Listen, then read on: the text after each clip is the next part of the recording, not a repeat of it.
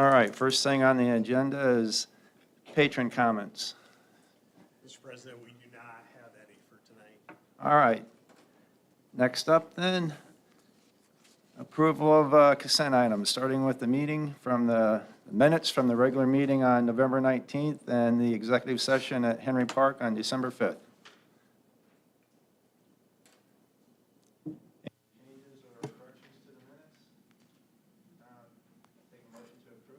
I'll go ahead and make a motion that we approve the November 19th and the December 5th minutes as presented. I'll second. Mr. Beard. Yes. Yes. Mrs. Maggart. Aye. Mr. Wright. Yes.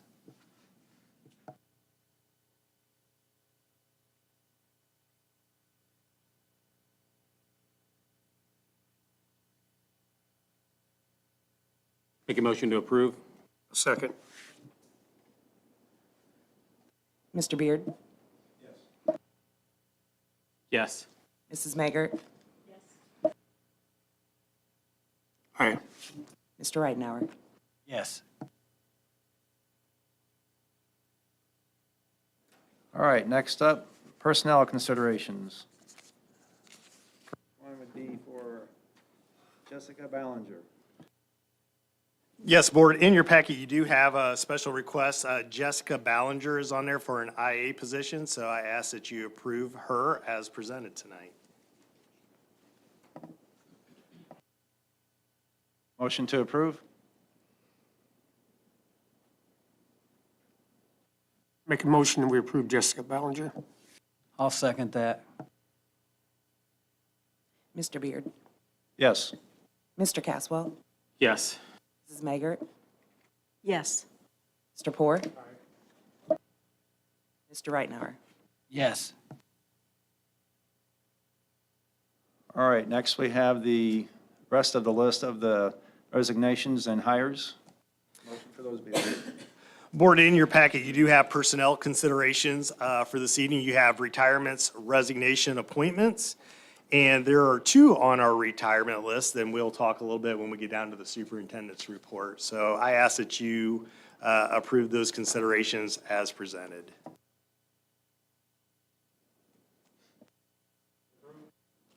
Make a motion that we approve considerations, the personnel considerations as stated. I'll second that. Vote please. Mr. Beard. Yes. Mr. Caswell. Yes. Mrs. Maggart. Yes. Mr. Poor. Aye. Mr. Reitenauer. Yes. All right, next up is special reports. Mrs. Atkins, dental clinic report.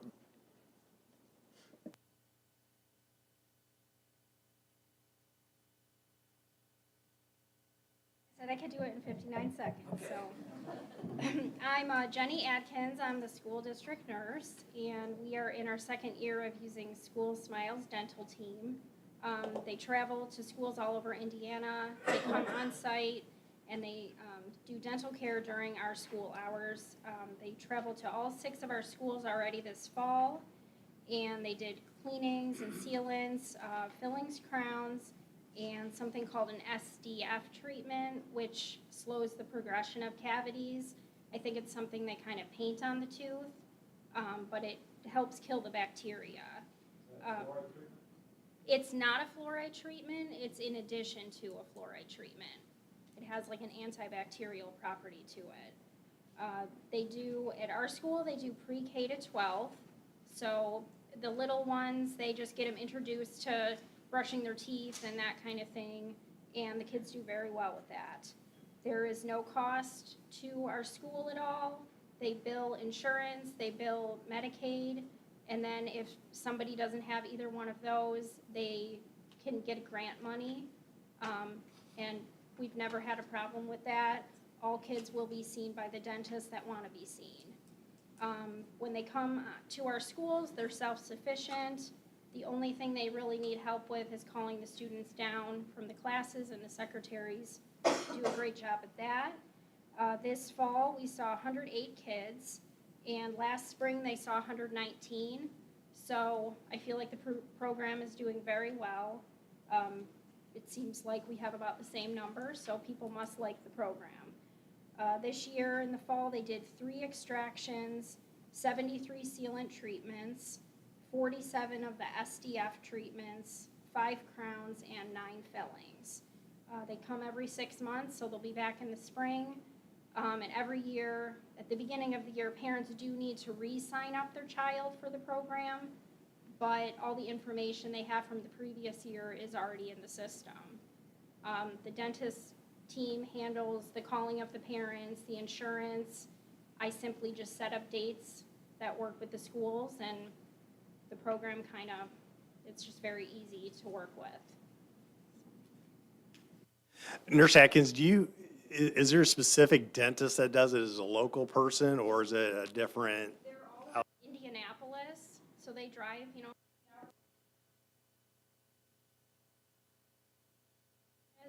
but occasionally there's different ones that come, and different dental hygienists as well.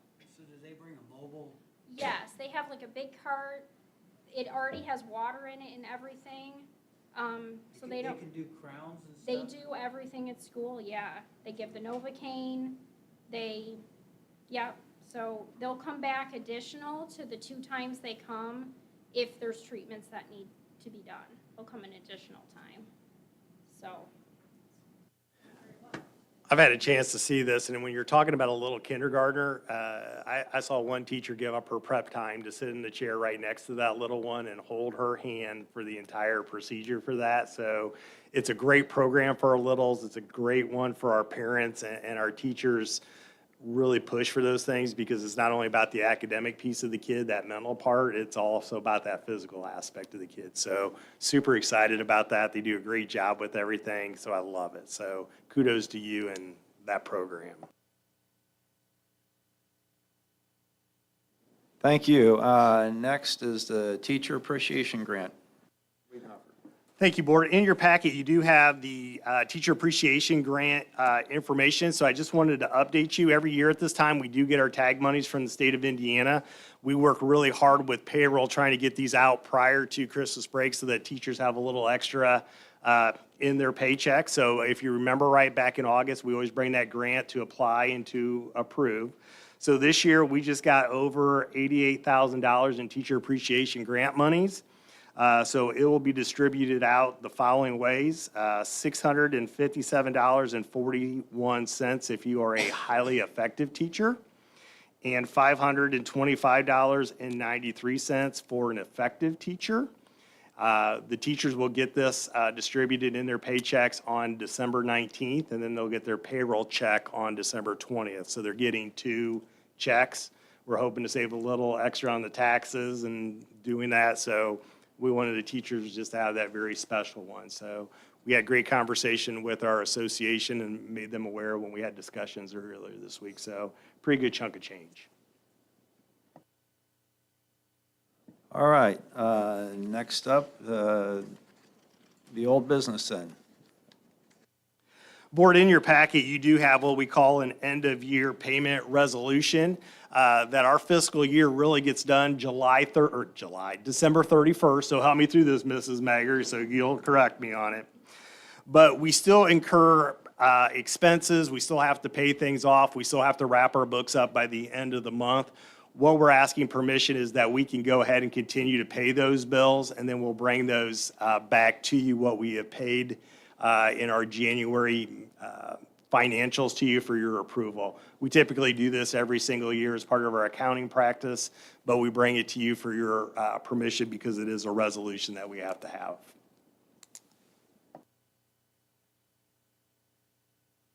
Motion for a vote?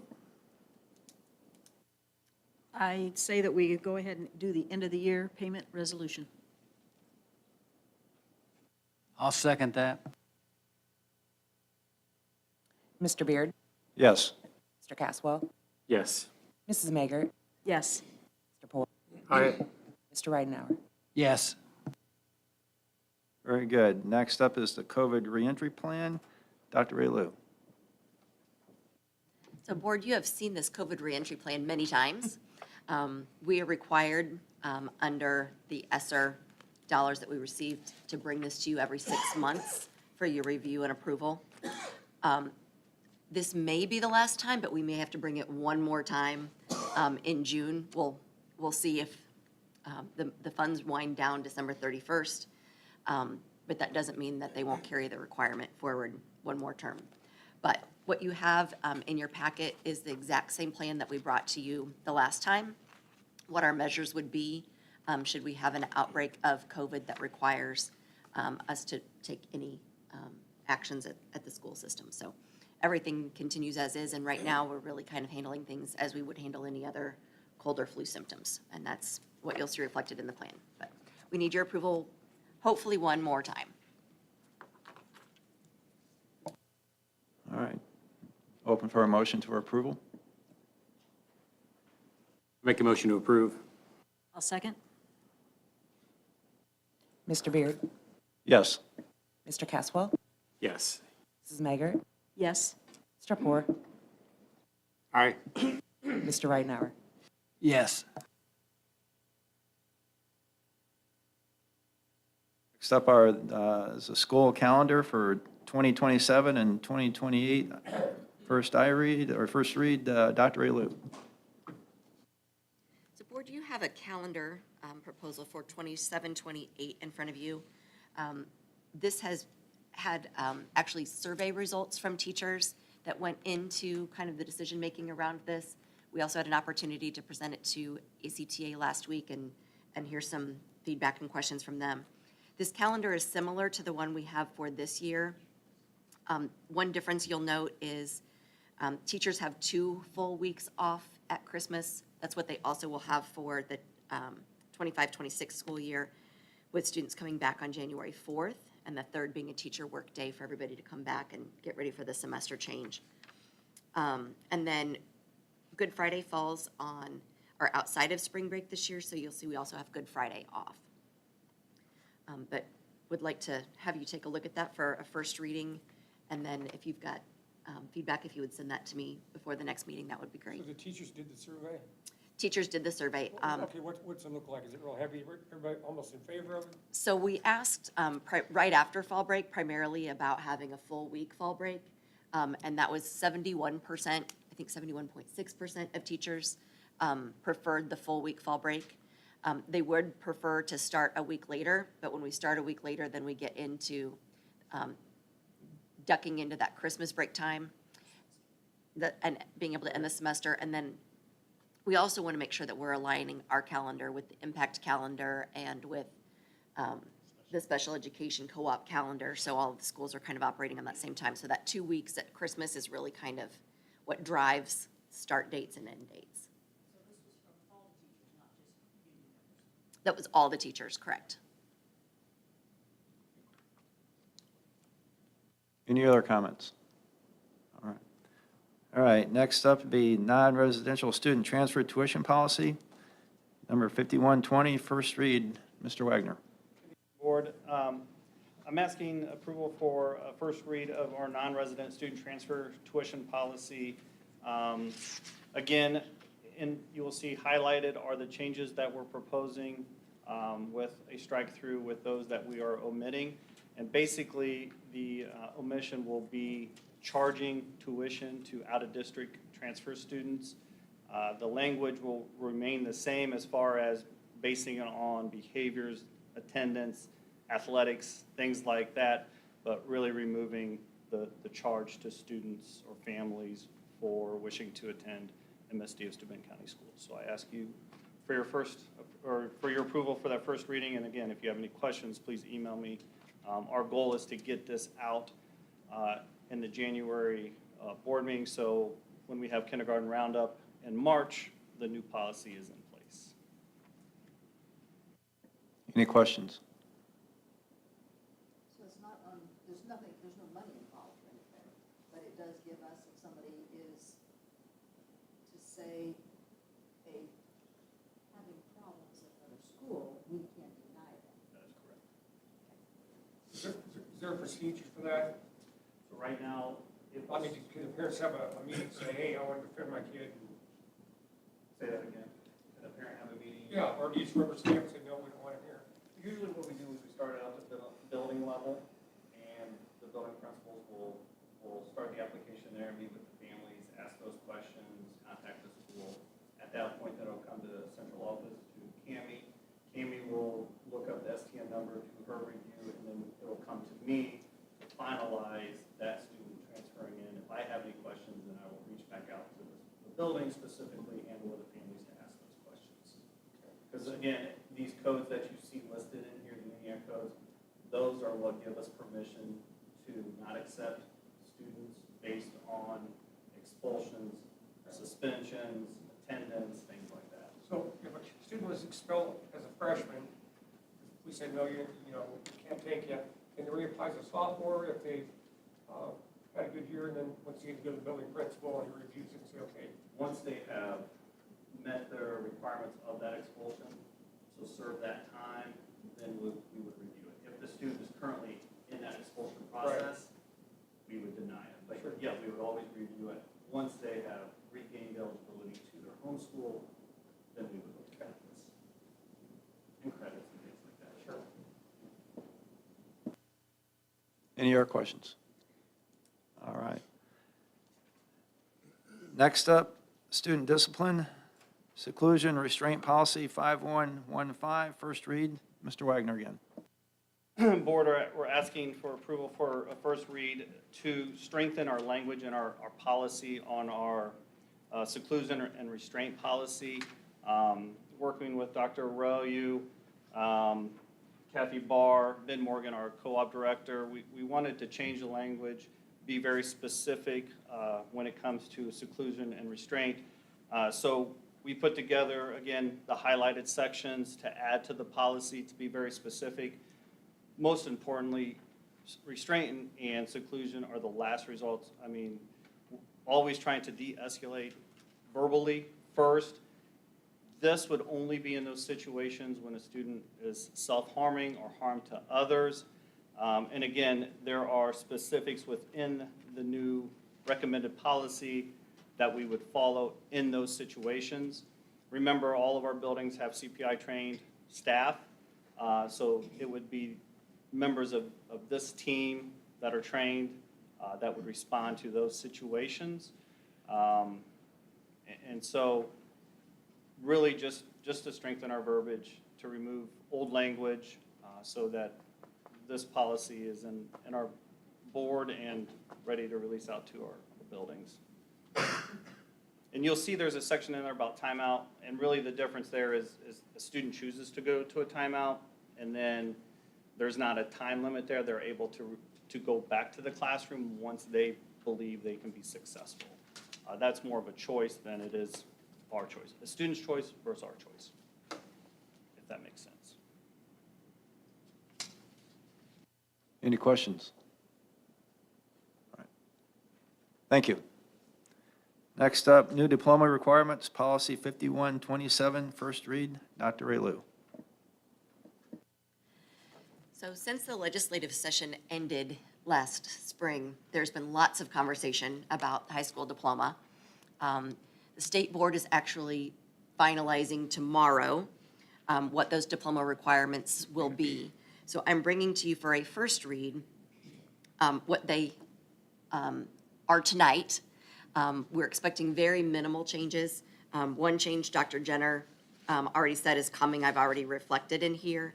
But you'll see that the new diploma requirement that is legislated goes into effect with the class of 2029. That's our current 8th graders. In January, we start meeting with the families of our 8th graders to start planning their high school courses. So we want to make sure that we have this policy in front of you. You've had time to respond to that. It's approved by the State Board of Education, and then we start meeting with families. Once you approve the new diploma requirement in January, any student will be able to use those new criteria to be able to meet the graduation requirement, as well as what we currently have in place. So you'll see the first part of the policy is as we have the existing Core 40 diploma requirements now. And then Chantel, if you can go to the next slide. Here we have a side-by-side of the credit requirements, and that's going to be your first page that's fully highlighted. You can see that there are many more what they call personalized electives toward the bottom of the page. Right now, there are 5 directed electives and 6 personalized. This moves to 12 personalized electives.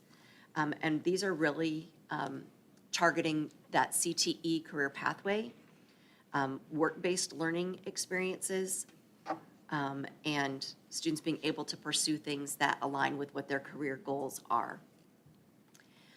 In English, we still have English 9, and then a communications-focused course, and then 5 additional credits. So still a total of 8 English credits, but if I'm wanting to pursue business, I might take a business writing course instead of English 11. We will still offer all of the English 9, 10, 11 that we traditionally offer. We'll also continue to offer the dual credits that we have in place for the Indiana College Core. Math, you'll see that Algebra 1 is the highest course that is required. They also are requiring personal financial responsibility. So those are 3 credits. Then there's additional 4 credits in math. Those 4 math credits are not defined as geometry algebra 2.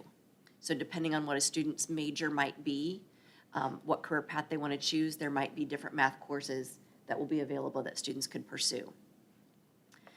In science, again, biology is required, and a computer science at the high school level is required, then 2 additional science credits and 2 additional STEM credits.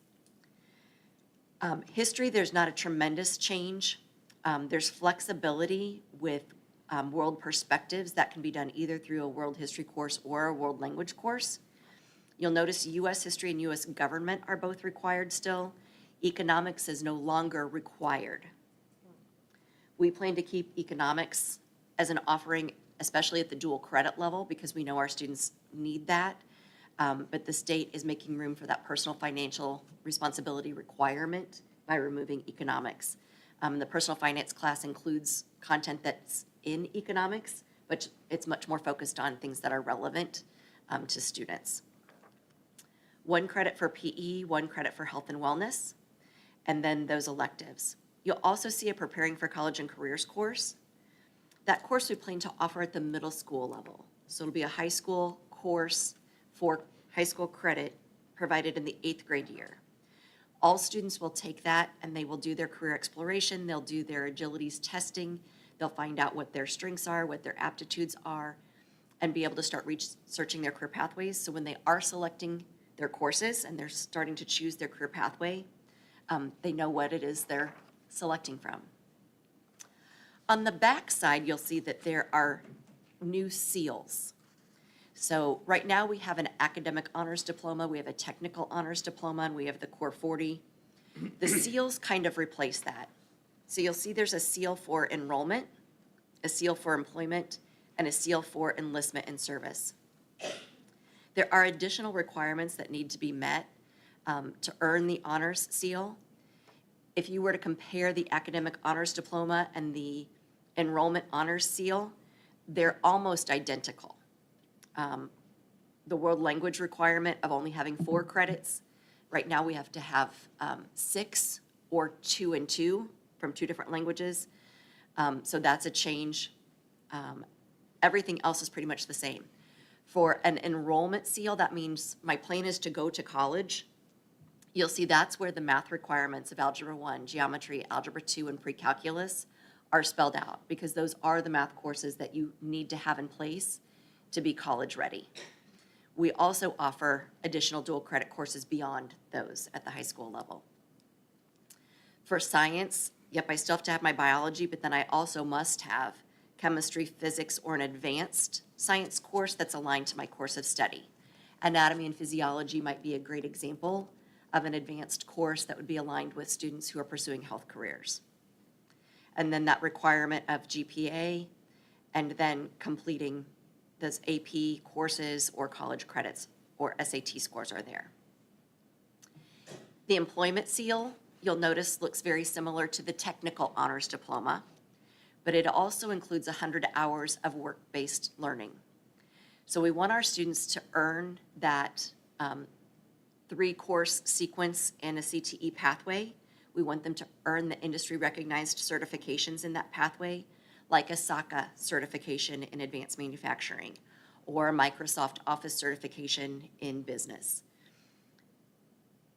After they complete their pathway courses, the goal is that they would then do work-based learning in a capstone, and they would have 100 hours working in the community in the field that they have studied so that they're gaining that real-world application of that experience. So Impact offers this exactly as it's written now. And the senior year students all have internship hours where they are actually applying what they're doing in their program. So this is exactly how Impact is structured. It's exactly how the CTE pathways at the high school are structured. So nothing significant there. Demonstrating communication, collaboration, and work ethic. Those are our work ethic skills that we are explicitly teaching starting in kindergarten. Each year, there's a curriculum that our teachers are teaching around those skills. We put them on the report cards for students at the end of the year so parents can see how their students are progressing around those. So we already have a system in place to document that. And then meeting an attendance goal. In the rule that the state board has had to follow that was in legislation, attendance goal is defined as no more than 3 unexcused absences in 1 academic school year. So I don't have to have that in every year, but 1 year before I graduate, I've got to make sure I have no more than 3 unexcused absences. That shouldn't be a problem for any child, because I should be coming to school unless I have a valid reason not to be at school, and then it would be an excused absence. Okay, so if I was gonna go to Purdue or IU, we're trying, Yes. what's the least seal I can have to get into one of those? An enrollment honors seal So you can get in any of those is the without- least. The least, okay. Now, I would recommend you have the honors seal plus if you're going to go to any of those, because it's pretty I didn't know if it competitive. would take if you go like to an Ivy Tech and take a year or 2 and then transfer back, you know, Correct. Then I could do an employment seal or an enlistment seal. okay. Yeah, but I would definitely recommend anyone If you thinking don't make the correct choice someday in high school, you can still get into school. you can. Okay. Yes. Yeah, and then lastly is enlistment and service. We have 2 public service CTE pathways with our law enforcement pathway and our fire science pathway. So many schools think of this as the junior ROTC program. There's not one in our region, but we can still meet that enlistment service requirement with fire science and law enforcement, which is very exciting. It does have a high ASVAB score of 31, and the same attendance requirement, same employability skills requirement. And then they also require that these students have a mentor. Again, in both of those programs that we offer for career pathways, students have mentors through those programs, so that requirement will be met. So we've been positioning ourselves over the last few years with the work that we've been doing and expanding our pathways and the courses we've been offering to make sure we're prepared for this. So in terms of Honor Seal, we are ready to go as soon as you approve this for our students. The Honor Seal Plus, because we always want plus, we always want what's the next great thing. I am ready for college if I have an Honor Seal.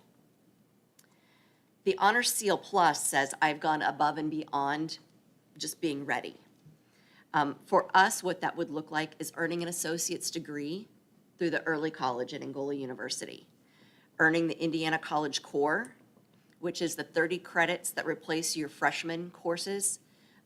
This past year, we had 30 students earn the Indiana College Core, and this year we'll have 3 students earn their associate's degree when they graduate from high school. I can be an AP Scholar with distinction, Cambridge Aid or IB Diploma. Those are not programs we offer, but if a student came in and had those, they could meet the requirement that way if they transferred in. This requires 100 hours of work-based learning. If I'm going to do all of these dual credits on the back of this page, that 100 hours of work-based learning is likely going to have to come in the summer. There's likely not going to be time for me to be released from classes to go on site and do that learning as part of my school day. But any work-based learning that's done anywhere along the 4 years of a student's experience that can be documented with a pay stub will meet that requirement. The last requirement, then again, you'll see the employability skills show up in the honor seal for enrollment. So this is kind of our ideal preparation for college. We would want students pursuing the honor seal plus. The employment seal plus is everything above, plus earning a technical certificate, which almost all of our career programs include. It can also be the Indiana College Core, because I can do both, an associate's degree or an advanced industry certificate, and 650 hours of work-based experience.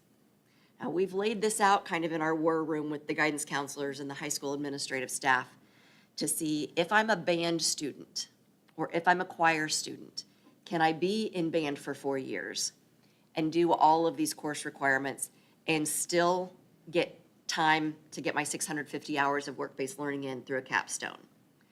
It is possible. We can't repeat any courses, and we're going to have to make use of credits at the middle school level, or perhaps a summer school credit, the waiver of a PE credit to free up a slot in the schedule. But it is possible to have band and all of the other things under the employment seal. But you'll see this, there's a lot to keep track of here, and it's a lot for our counselors to take on.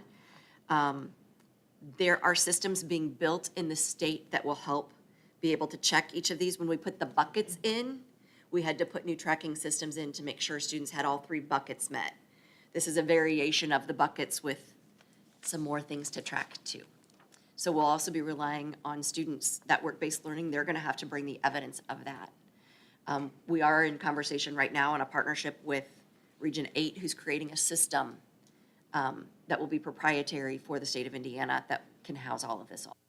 Dr. Aurelio, when can the 650 hours of collection or start? Can they start as a freshman, or does this have to be done as a junior and a senior? How does that work? So they can be started their freshman year. In the employment seal, they really are wanting them to be related to that career field. So it really would be, if I'm doing advanced manufacturing, we would want students to have summer going into senior year and all 3 periods a day of senior year working, and really having that be related to their field. Right now, there's nothing in the rule that requires it be 650 hours in advanced manufacturing, but that's really the intent behind this. It's not the requirement, but it's the goal. So it can be done in the summer, it can be done at night. It doesn't have to be all done during the school day. And then again, the enlistment honors seal is going to be that higher ASVAB score, and then demonstrating excellence in leadership. And you can see the requirements of just leading in an activity there. So those are all of the changes. This is for your first read, and I certainly want to give you time to digest this and be able to send me questions between now and the next meeting. Anything that comes out of the state board meeting tomorrow, I will let you know about that, but know that we are positioned well to be able to provide these opportunities to our students, and think there will be some barriers to overcome, one of those being transportation to get students to these work-based learning experiences, since we're in a community that doesn't have public transportation. And a lot of students aren't opting to get a driver's license. We were talking the other day, brainstorming around, let's get driver's ed, flyers back out there again, but then we still have to buy a car. So, things that we'll be partnering with our community to help us figure out how to solve, but. Okay, so am I overthinking this or overlooking this? It almost sounds like they are trying to control.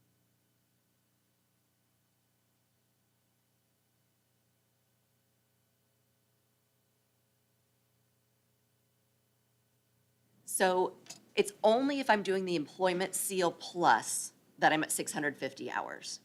If I'm doing 100 hours, I can get that in 1 year of school in 1 period a day. So our education professions students, for example, are in our elementary buildings 3 days a week. They're easily going to get that 100 hours of work-based learning in as part of their CTE program. Our health education professions students who are out, working at Cameron Hospital, working in the nursing homes, they're easily going to get that 100 hours in. That 650 is where we're going to absolutely see the challenge that you are raising. And what percentage We're about 40% who actually matriculate. We've got 60% of our kids are more than likely, because there's maybe 6 that go into the military, you've got maybe, how many kids, and they're going into workforce? Yes. So that's gonna hit them with the 650. Yes, but that's only if they do the Honor Seal Plus. Remember, I only have to do this side to get my diploma. Our goal right now is every single student, and this is already our goal as the counselors are working with students, that they are already completing an Honor Seal for enrollment or an Honor Seal for employment, because we know that's what they need to be successful going out into the workforce.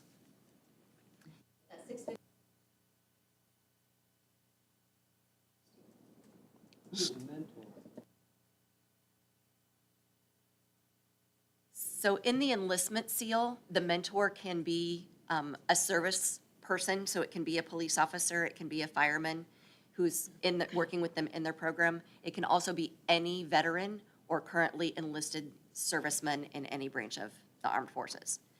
In the other programs, there's not a mentor requirement, but certainly if they're doing an internship, they're gonna have a mentor that they're working with. So could Leroy be an intern if people are doing like construction, things like that? Absolutely. Okay. Mr. Poor, I'm going to go back about 50 years between you and I. Yep. Back in the old brick building that we were in, didn't they have something set up where if a person was working, they could check out early, set up their schedule to where they checked out after lunch or something like that? Those are different days back then. If you go to Angola High School today, you will see a whole lot of students doing just that right now. Leaving to go to Trine for courses, leaving to go for employment, leaving to go for internships. But yes, exactly what you're talking about is part of how they get these hours in. And they do earn, when we think about those 12 credits in their electives, that work-based learning time is part of those 12 credits. So they get credit for that as well as the ability to work.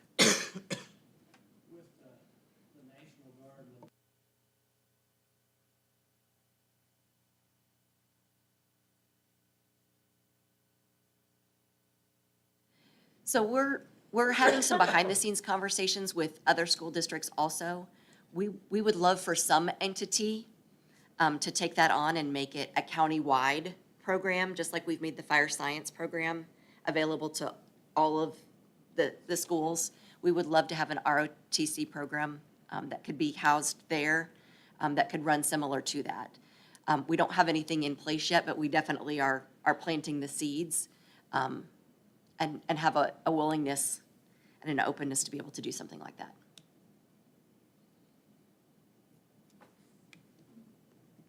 Any other discussion, anything else? All right, new business, new high school course. Yeah, so board, in your packet, you have several new courses for the high school level. The first is Analytic Algebra 2. With the state no longer having the math requirement of all students taking Algebra 2. There is an Analytic Algebra 2 course that's available.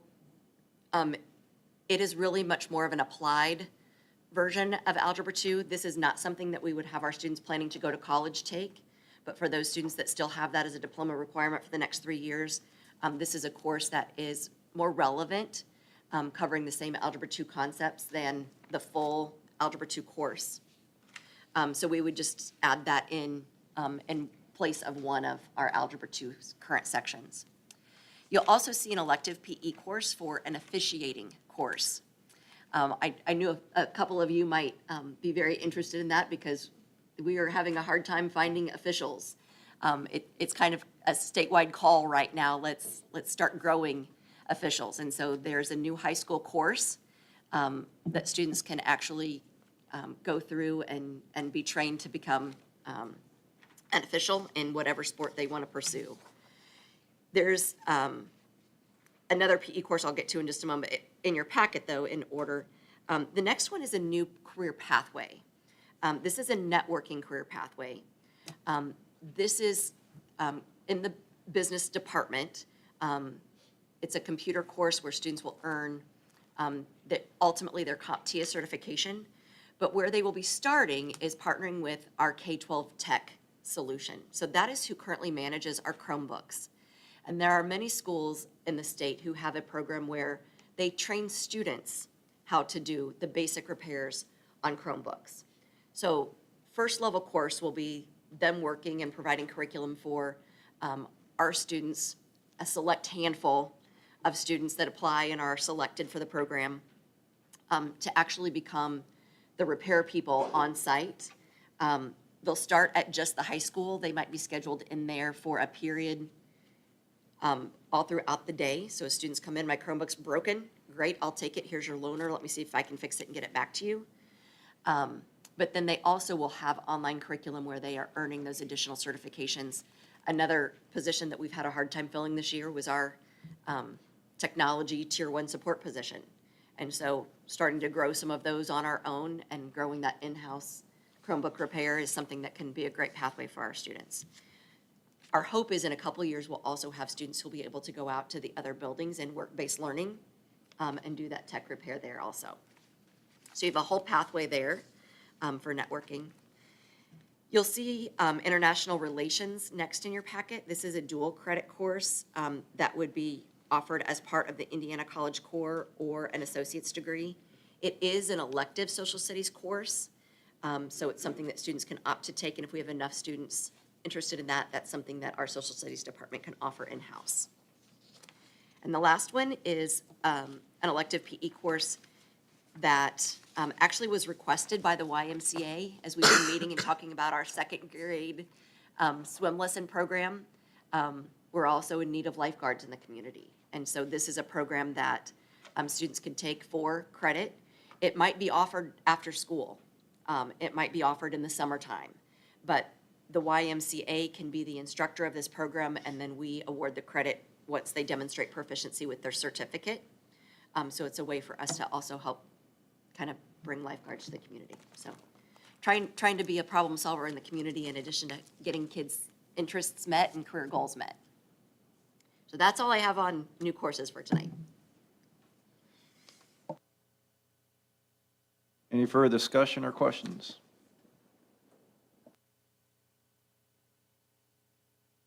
Make a motion to approve as presented. I'll second. Mr. Beard? Yes. Mr. Caswell? Yes. Mrs. Maggart? Yes. Aye. Mr. Ridenhour? Yes.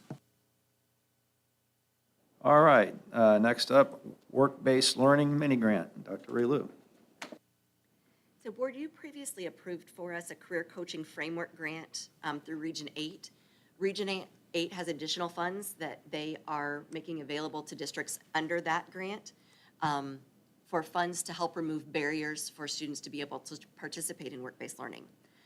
This year, to be at Cameron Hospital, our students all had to go get and pay for their immunizations. At the fire department, they have a lot of PPE, that protective equipment that the fire department has raised funds for, gotten donations for. But these funds would allow us to be able to help cover some of those expenses. So I'm asking for your approval to be able to apply for and accept the funds to help cover some of those program costs for students. They have to have a two-step TB test.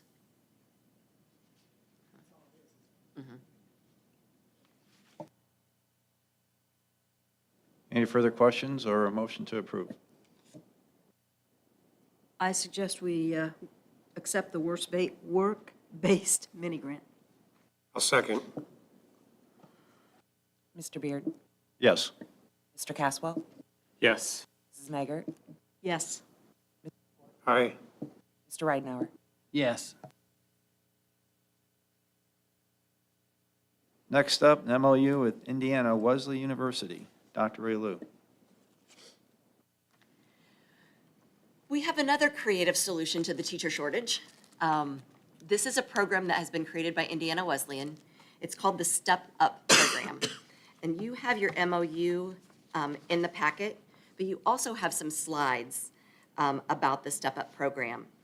The slide deck really kind of outlines what the program is, but the goal is we have some instructional assistants that have been working in our district, very committed, doing a phenomenal job for a number of years, who really have a desire to become teachers, but working full-time already and in a position that doesn't provide enough money for them to pay for college while working is a challenge.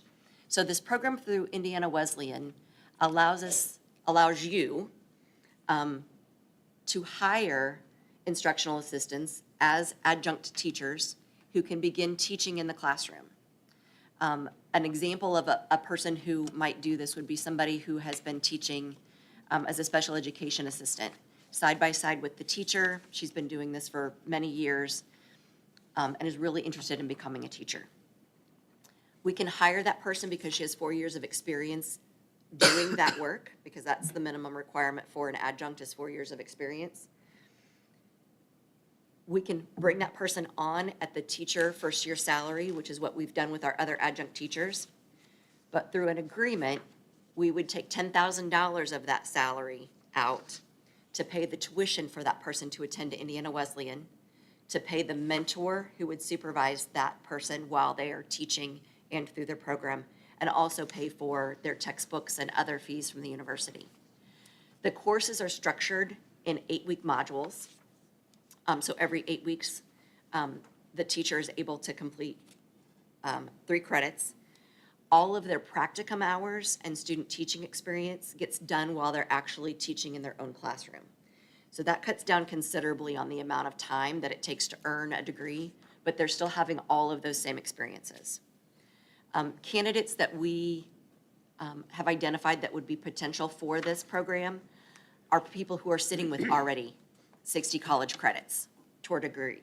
So Indiana Wesleyan most likely would take all of those. I've asked, how far back will you go? What kinds of credits? They said, our goal is to take anything that can be counted somewhere. We'll take that. Our goal is not to be a barrier here. Our goal is to help people get their degree completed. So you'll see as you kind of go through the slides that it's anticipated that somebody could complete the program in a situation where they already have credits like that within a year's time. And then the following year would be able to be a second-year teacher on a regular teaching contract with us. Enough credits for an associate's, but perhaps not in a way that an associate's was awarded. Because there's certain credits you would have to have, and education doesn't typically have an associate's unless you're doing early childhood. So they're just credits that have accumulated.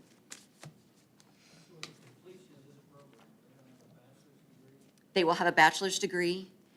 They will be prepared to take the praxis test and earn their Indiana teaching license, so they would be fully licensed teachers. They would continue on with their mentor in that, whatever year is their first year of teaching, they would continue on with that mentor to support them through that program.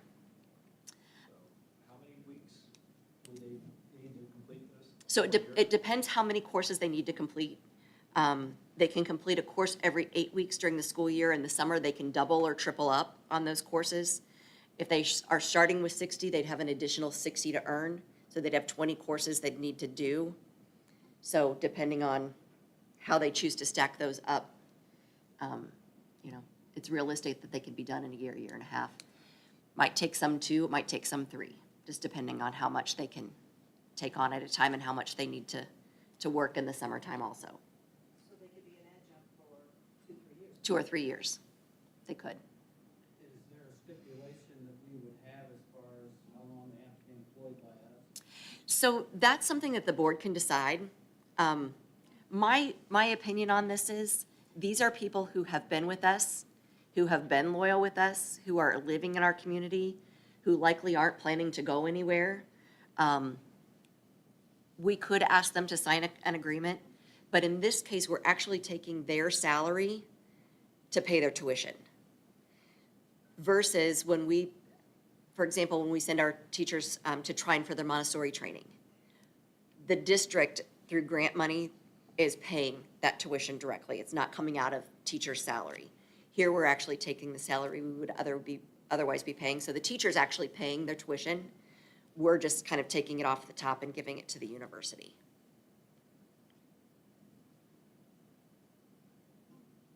So we can ask for a commitment, or we can say, So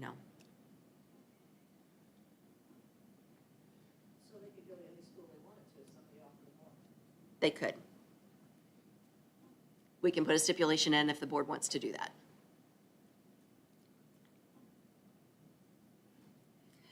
So, I think I saw this, does this take effect on January 1st of this coming year? Of this coming year. So So I could be an instructional aide at the end of next week and turn around and come back in 2 weeks and be the teacher in that class.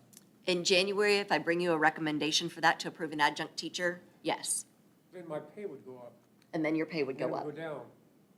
Because you're taking money out of it, correct? It's going to go up considerably, even with us taking out. Gotcha. Yes. By at least 10,000, probably. So they would come in as a new teacher. They would come in as a new teacher, a 0-year experience new teacher. And the student teaching experience, how does that look? So student teaching experience happens while they're teaching, and their mentor is going to be working with them. Or from IWU would be, So they'll have an IWU student teaching supervisor, just like they would if they were at any other university. but they wouldn't have a mentor teacher. But they would not have a mentor teacher if they're doing regular student teaching. So here they'll also have a mentor teacher all through their coursework and through their student teaching. Okay, so if I'm a special ed IA and I become an adjunct, am I qualified to run a case conference? You are not. Okay, or Kathy or somebody like that have to, Yes. So for somebody who would want to pursue a special education license, what we would recommend is they complete the program and get an elementary education license, and then complete, on top of that, the asset program, which is a program that Kathy was instrumental at the state level in helping build to help solve the special ed teacher shortage. It's a 10-month program where once you are enrolled with supervision of a mentor like a Kathy, then you can work as a teacher of record. But at the end of that time, you can add, after you pass your praxis, special education to your license. And so that's where the special ed IA there's a could lot of then be a teacher of legalities record. that you better Sure are, know what you're doing. yes. So, and So what happens if I get approved and I get into this program, 6 months down the road or 3 months down the road, I decide this isn't for me, and I pull out the program? Is there any payback or anything like that? or- in this case, there wouldn't be, because we were using the salary we would have been paying the teacher to pay their tuition. So really, they paid their tuition. We just kind of took it out and did it for them. It's kind of like my HSA. You guys take the money out and then I pay the medical bills with it. Same kind of concept. We'll take the money out and pay the college tuition with it, but it's their, so they wouldn't continue their job and they wouldn't, probably earn that degree. How many adjunct teachers do we have? We have 2. Have we had any adjunct teachers that made it through the program and now are licensed teachers, that started as adjunct teachers? We do not. And I think this will be the path that leads us to be able to convert those. Our fire science instructors are all adjunct, and they qualify under the CTE. I'm not counting that group in the number of the other 2. So our STEAM teacher and then our Montessori teacher, who we're waiting for her to go get her diploma from India so they can approve it at the state level. But so she's on that just for the legality of having that license. She has all of the credentials, but I was gonna say, she has all of it. Yeah. She And does. those two will be cleared up at the end of the semester, Yeah. or at the end of the school year. So now, fire safety, those guys are, their training is within firefighting. things. Yep. But I think, the program's interesting enough because we're gonna have to find some way to help with that teacher shortage. It's just short everywhere. But I And- don't have the right suggestion to it, so I applaud Shauna for going through there and kind of looking just to find some different alternatives. I comment, I have to hold myself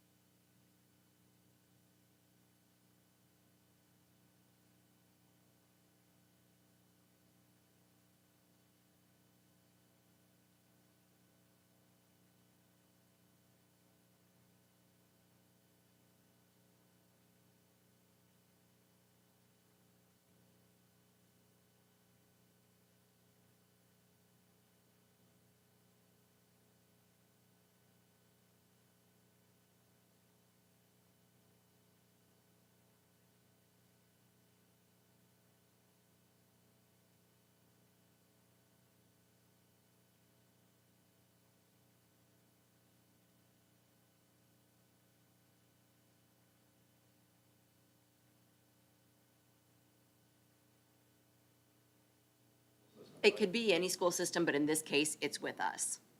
And we still have to approve. And those people will come to you to be approved before we would start them in the program. And the selection process is going to be done by the principal, other teachers in the building?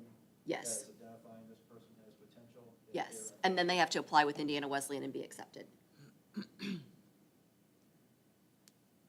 And you have to approve them as adjunct. And isn't our normal hiring procedure, we're still going to look at four-year college degree people and Absolutely. Okay, so, let's say, I'm as bad as Ridenhour. Let's say,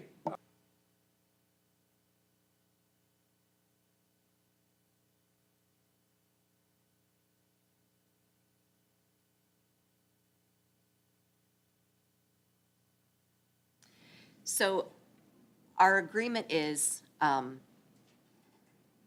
so this is when we'd want to, in the agreement with the teacher, we would want to put in there that so long as they are in good standing in the program, that, and making progress, that That's their my job job would be opening, yeah. secure. Okay. With other adjuncts, for example, when we had Mercedes Clemens as an adjunct teaching Spanish, when we didn't have a Spanish teacher, our agreement was we would repost that position every year. And if we found a bachelor's degree licensed teacher, then she knew that at the end of that year, we would hire that candidate over her if that candidate was a better candidate for that position. And we did indeed do that. And she knew that up front. In this particular case, I would want to have in their employment agreement, not contract, but employment agreement, that so long as they are progressing in the program and in good standing, that we would there would not be a maintain their job. opening there. Okay. They wouldn't have a teacher contract? Adjuncts do not have a contract, they have an agreement. So if you don't complete the program in the first year,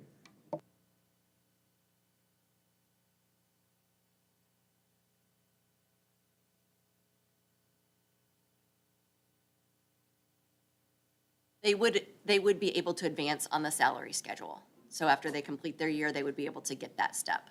even though they're not certified.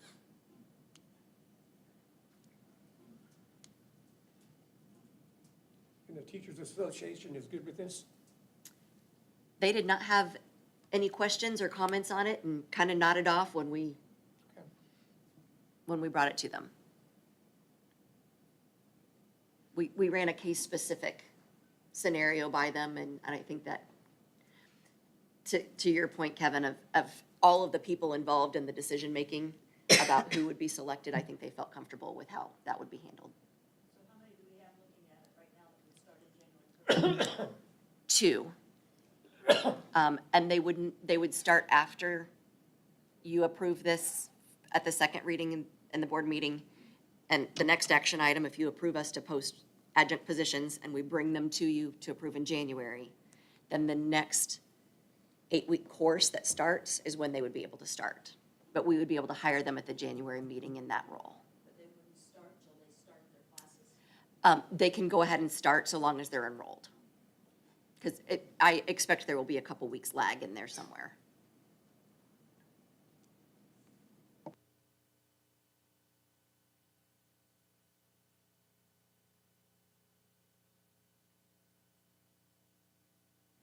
So this is an MOU, so you can't approve it tonight. It's not a board policy. So I would like to have your approval on it tonight, but then we would bring candidates back to you if you approve the next item for next month.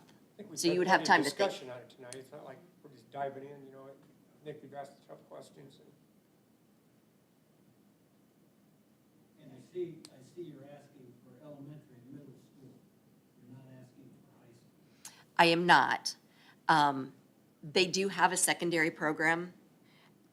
At this point in time, we don't have candidates at the high school that we are in a situation where we have candidates or positions that we would want to fill that way. That's pretty specific at high school. Yes.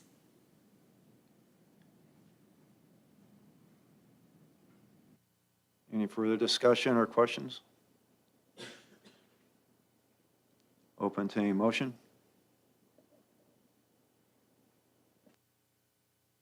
say we go ahead and allow the MOU for Indiana Wesleyan University. I'll second. Mr. Beard? Yes. Mr. Caswell? Yes. Mrs. Maggard? Yes. Mr. Port? Aye. Mr. Ridenhour? Yes. Thank you for the discussion on that, everybody. Well done. Next up, posting for the adjunct teachers for elementary, secondary. Dr. Relu again. Yep, that. No. So we do need your permission to post any adjunct position, so I am asking your permission to be able to post those positions so we can bring candidates to you at the next meeting. Motion that we post.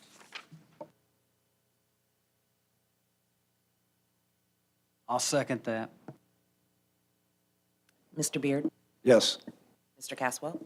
Yes. Mrs. Maggard? Yes. Mr. Port? Aye. Mr. Ridenhour? Yes. All right, next up, the Pleasant Lake Montessori lottery process. You need a lottery now to get in there, huh? Dr. Relu? Yes, we anticipate needing a lottery. So I'm bringing to you tonight for your approval recommendation on how we would proceed with the lottery for Pleasant Lake Montessori. We anticipate that we will have more families applying than we have seats.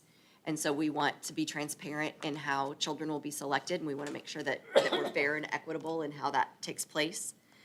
So you'll see kind of on that first page there's quick facts that are bullets, and then underneath that, you'll see numbers 1 through 8. Numbers 1 through 8 are the order in which children who apply would be accepted. So if all children who meet number 1, their seats for, we take them all. If all children who meet number 2, their seats for them, we take them all. And so forth until we get to where we don't have enough seats. And then that pool of people who meet that criteria, there would be a drawing and the students selected, and the order that they are drawn is the order that those seats would be awarded. If somebody were to move, then the next person on the list would get that seat. So this is kind of what we talked about when we were going through this process, and we think this will help us build a strong program and bring new families into the program and help us continue to grow and strengthen and expand that, which was our goal in keeping the school there that will attract new families. There are 99 there today. We've had a couple who have moved. So we will have openings next year. And we did not, our 4th, 5th, and 6th grade classes are not full.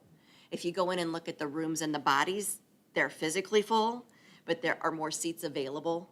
And so we'll be rolling up 3rd graders, which really will kind of fill the majority of seats, but there'll still be a few seats at each level then. But primarily, we'll be taking new kindergarten children. Any other questions or discussions? If not, motion to approve? I'll make a motion that we go ahead and approve. I'll second. Mr. Beard? Yes. Mr. Caswell? Yes. Mrs. Maggard? Yes. Mr. Port? Aye. Mr. Ridenhour? Yes. All right, let's get to some good stuff. Acceptance of donations. Dr. Wiedenhofer. Board, in your packet, you do have, I am asking for permission for acceptance of donations. Again, I am just floored by the level of giving within our community and from our business owners within Angola and the outskirts. So tonight, I am asking permission to accept the following donations from the following businesses: Sigma Phi Sorority, Johnny's Giving Pump, and Walmart. The Sigma Phi Gamma Sorority, $600. The gas station, $665, and Walmart, $250. The great thing on some of our business owners have said, please use it as you kind of see fit, and most of those goes for our hats and gloves for our little ones. Again, you'll see on Thursday, it's going to get awfully cold right away. So some of our little ones are coming to school without those necessary items. Teachers take it, they get out there and do the buying that they need to. So we'll deposit these funds with your permission into our foundation account, and then we'll divvy those out to our elementaries as they need it. Principals are great about reaching out and saying, hey, we need some of these items, and certainly get out there and go shopping. So again, very thankful to our community and to our business owners. So I ask for your acceptance of those donations. Any questions? If not, motion to approve? I make a motion, we accept the funds as stated. I'll second that. Mr. Beard, Yes. Mr. Caswell, Yes. Mrs. Maggart, Yes. Mr. Port, Aye. Mr. Ridenhour. Yes.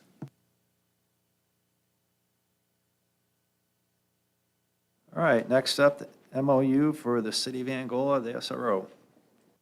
Board, in your packet, you do have the memorandum of understanding, the school resource agreement between MSD and the city of Angola. Officer Brian Knoll currently occupies that position for us. If you remember last month, we brought you the Sheriff's Department where Officer Bill Lanou. What that does is gives us one city officer and gives us one county officer on our to help out within our schools. That has been a great addition to us to jump up there to have two. When I got here, we didn't have any, so to be able to have two is outstanding. We'd love to have more. This agreement is very similar to the one that we have with the Sheriff's Department. The money does not change, so it's simply we bring it year to year. So we take it to our county, we'll present it to the City Common Council on Thursday, and then this is open for you tonight. So I ask that you approve this agreement as kind of presented. Motion to approve. Make a motion to approve as presented. Second? Go ahead. Mr. Beard, Yes. Mr. Caswell, Yes. Mrs. Maggart, Yes. Mr. Port, Aye. Mr. Ridenhour. Yes. All right, superintendent's report. Board, thank you very much. Just a couple of things to kind of report out, so it gives me great, we'll get to but first of all, our Christmas winter concerts are in full swing. If you had not had a chance to get to our choir concert and band concert, you will remember that we got an $18,000 donation from one of our bank families. What our choir director did was go out and buy these beautiful black dresses for our students and tuxedos for our kids. They look fantastic the other night. Presenting in their concert, so we appreciate the bank presenting that to us, but also to get out there to see those Christmas concerts. Those little ones are going to be in full swing in the next week and a half. This gives me great privilege and honor to present to you. Congratulations to both Ryan Park for being named one of the best elementary schools in Indiana as named by U.S. News and World Report. We have that out on our website and have gotten lots of great feedback and comments.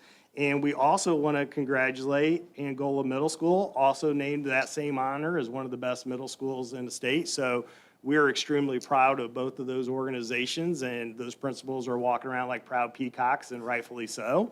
So we are very proud of those things. Earlier in your personnel report, if you notice at the top, there were 2 retirements, and I'm going to brag about both of them. I think, is she sitting back there? Yes, she is. You have to stand up. Yeah. Step stool. Is that what I got to get those jokes in while the getting's good a little bit. Kathy has decided to make this her last year and has turned in her retirement papers, and I was reading through her letter, and what she had so graciously done is kind of highlighted 7 superintendents I think you've been through, over 30 building administrators. Yeah, the numbers were staggering. Tell them real quick. Do you remember them? I don't have that here, but I can go down the list. We're the 7 superintendents. I'm going to say dozens of principals, hundreds of teachers that I've worked with, thousands of kids and families. But the one thing that I listed that I really want to point out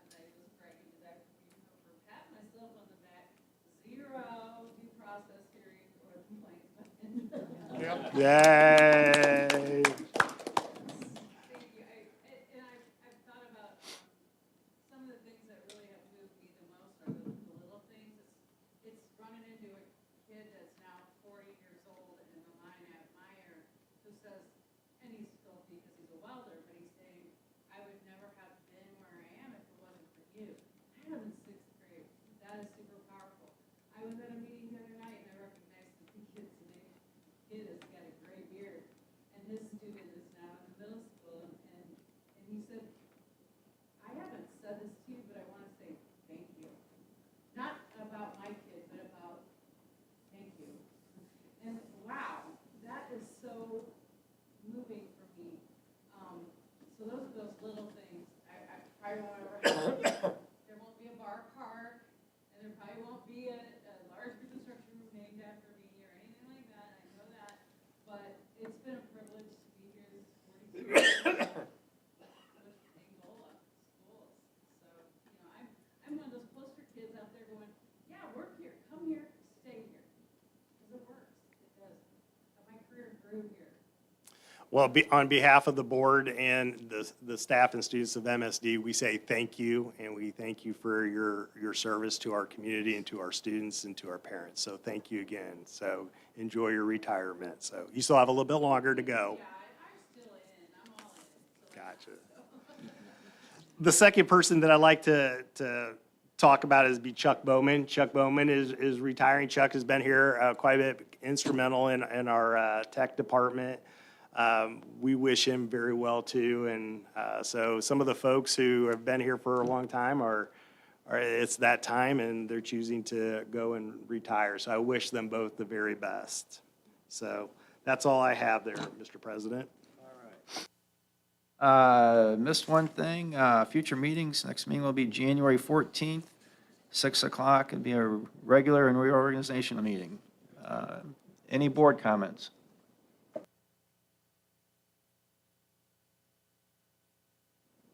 Mr. Story, looking forward to working with you next month. And with this being the last meeting before the holidays, we want to wish everybody a Merry Christmas, have a safe and happy New Year, and enjoy your time off. With that, I'll take a motion to adjourn the meeting. I make a motion, we adjourn the meeting. I'll second. Mr. Beard? Yes. Mr. Caswell? Yes. Maggart? Yes. Mr. Poor? Aye. Ridenhour? Yes.